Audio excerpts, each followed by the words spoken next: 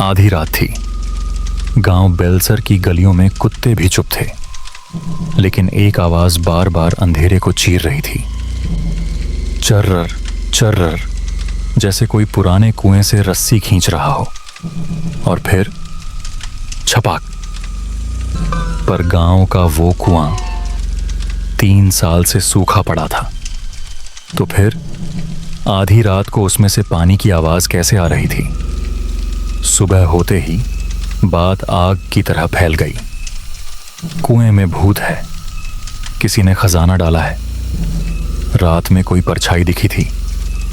गांव का चौकीदार रामू कसम खाकर कह रहा था, मैंने अपनी आंखों से देखा 2 आदमी कुएं के पास झुके हुए थे, फिर अचानक गायब।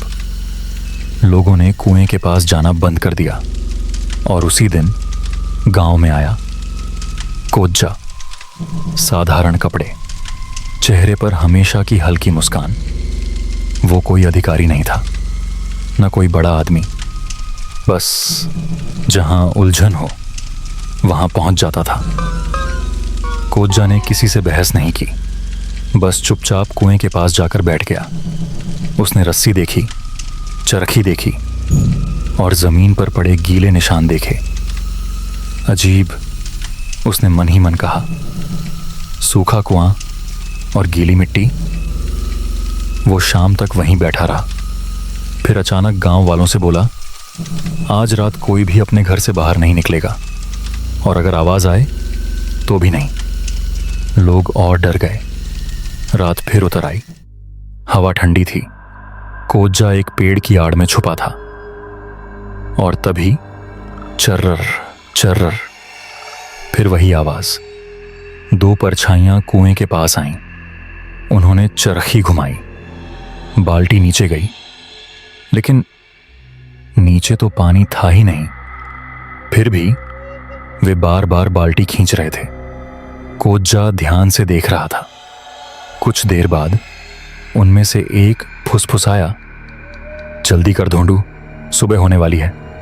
दूसरा बोला, भोंदू, इतना पानी निकाल लिया, अब पेटी दिखनी चाहिए। कोज्जा की आंखें चमक उठीं। सुबह होते ही गांव वाले जमा हो गए। कुएं के पास 2 आदमी थके हुए बैठे थे। हाथ छिल गए थे, कपड़े कीचड़ से भरे हुए, और उनके सामने एक भारी लकड़ी की पेटी। लोग दंग रह गए। देखा, खजाना। कुएं में सच में कुछ था। पेटी खोली गई। अंदर क्या था? सिर्फ पत्थर। दोनों आदमी घबरा गए। तभी पीछे से आवाज आई, पानी निकला या नहीं? सबने पलटकर देखा। कोज्जा खड़ा था, मुस्कुरा रहा था। कोज्जा धीरे धीरे आगे आया। उसकी नजर सीधे धोंडू और भोंडू पर टिकी थी। 3 महीने पहले गांव के अमीर सेठ रामलाल के घर से जेवरात चोरी हुए थे। सबने बाहर के लोगों पर शक किया, क्योंकि खिड़की बाहर की तरफ टूटी थी। लेकिन मुझे तभी समझ आ गया था कि चोर गांव का ही है। भीड़ में सन्नाटा छा गया। कोज्जा बोला, सेठ रामलाल के आंगन की दीवार के पास एक पुराना सूखा कुआं है, और उस कुएं के किनारे काली चिकनी मिट्टी लगती है। चोरी वाली रात वही मिट्टी सेठ के आंगन में भी पड़ी मिली थी, जैसे कोई भारी सामान घसीट कर ले गया हो। धोंडू का गला सूख गया। गांव में सिर्फ 2 लोग हैं जो रोज उस सूखे कुएं के पास बैठकर ताश खेलते थे, धोंडू और भोंडू। और अगले ही दिन मैंने देखा, इनके जूतों के तलों में वही काली मिट्टी जमी थी। भीड़ में फुसफुसाहट शुरू हो गई। कोज्जा आगे बोला, कल रात जब मैं इस कुएं के पास बैठा था तो मुझे चरखी पर नई रस्सी बंधी मिली, जबकि यह कुआं सालों से इस्तेमाल ही नहीं हुआ था।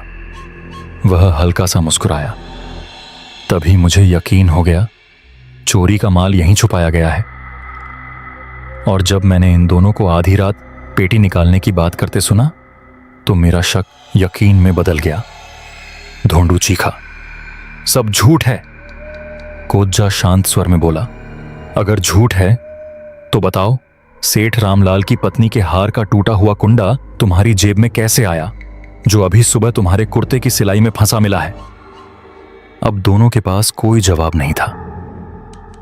फिर सेठ रामलाल आगे आए और बोले, ये तो पकड़े गए, लेकिन मेरा सोना कहाँ है?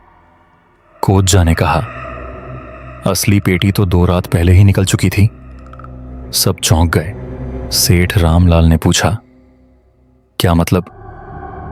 कोज्जा शांत स्वर में बोला, जब सेठ जी के घर चोरी हुई उसी रात मैं चोरी वाली जगह देखने गया था। दीवार के पास घसीटने के निशान सीधे इसी सूखे कुएं तक आते थे। मुझे समझ आ गया था कि माल कहीं दूर नहीं ले जाया गया, यहीं छुपाया गया है। मैंने 2 रात पहले अकेले नीचे उतरकर पेटी निकाल ली थी। जेवर सुरक्षित पंचायत के पास रखवा दिए और पेटी में पत्थर भरकर वापस रख दी। दोनों खामोश रहे। कोज्जा ने आखिरी वार किया, तुम इंतजार कर रहे थे कि मामला ठंडा पड़े, लेकिन लालच ने तुम्हें जल्दी करा दी और आज तुम खुद अपने हाथों से खाली पेटी बाहर ले आए। भीड़ अब समझ चुकी थी। गांव वाले सन्न रह गए। भीड़ में गुस्सा भड़क उठा, इन्हें बांध दो, गांव से निकाल दो। ढोंडू घुटनों पर गिर गया, हमसे गलती हो गई, लालच में अंधे हो गए थे। भोंडू बोला, हम सोच रहे थे कुछ दिन बाद निकाल लेंगे, किसी को पता भी नहीं चलेगा। कोज्जा ने पहली बार गहरी सांस ली। गलती तब होती है जब इंसान रास्ता भूल जाए, पर तुम दोनों ने रास्ता चुना था। भीड़ शांत हो गई। कोज्जा ने सेठ रामलाल की ओर देखा, सजा पंचायत तय करेगी, लेकिन एक बात याद रखो, चोरी सिर्फ जेवर की नहीं होती, विश्वास की भी होती है। ढोंडू और भोंडू को पकड़ लिया गया। शाम ढल रही थी। कुआं फिर से खाली था। कोज्जा अकेला वहीं खड़ा था। अगर आपको ये कहानी दिल से अच्छी लगी हो तो वीडियो को लाइक करें, चैनल को सब्सक्राइब करें और बेल आइकन जरूर दबाएं।